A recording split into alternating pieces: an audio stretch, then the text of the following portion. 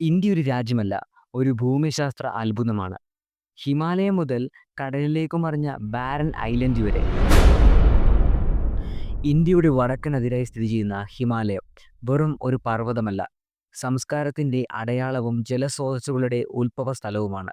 ഇത് 3 ഭാഗങ്ങളായി വിഭജിക്കാം. ഹിമാദ്രി, ഏറ്റവും ഉയരമുള്ള മേഖല. എവറസ്റ്റ് സമാനമായ ശൃംഖലകൾ ഇവിടെയാണ്. ഹിമാചൽ, മധ്യ ഹിമാലയ എന്നറിയപ്പെടുന്നു. ടൂറിസ്റ്റ് ഹബ്ബുകൾ ഇവിടെയാണ് കാണപ്പെടുന്നത്. ശിവാലിക്, ഏറ്റവും താഴ്ന്ന മേഖല. ദൂൺ താഴ്വരകളും ജനവാസ മേഖലകളും ഇവിടെയാണ്. രാജസ്ഥാനിലെ താർ മരുഭൂമി, വൃത്തിയുള്ള മണൽത്തരികൾ, ഒട്ടകങ്ങൾ, ഗ്രേറ്റ് ഇന്ത്യൻ ബസ്റ്റാർഡ് പക്ഷികൾ. ഇന്ത്യയുടെ ഏറ്റവും വരൾച്ചയുള്ള ഭാഗം.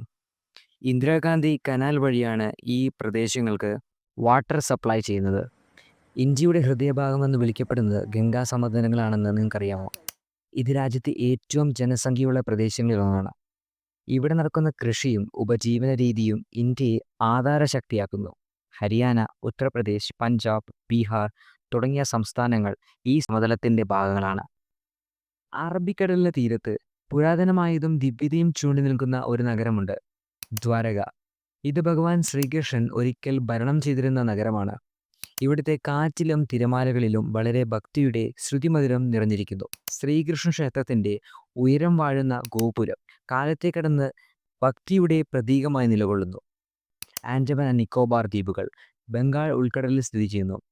ഇവ പ്രകൃതി സൗന്ദര്യത്തിൽ സമൃദ്ധമാണ്. ഇവിടെയാണ് ഇന്ത്യയിലെ ഏക സജീവ അഗ്നിപർവ്വതമായ ബാരൻ ഐലൻഡ് സ്ഥിതി ചെയ്യുന്നത്. So for more videos, like and subscribe.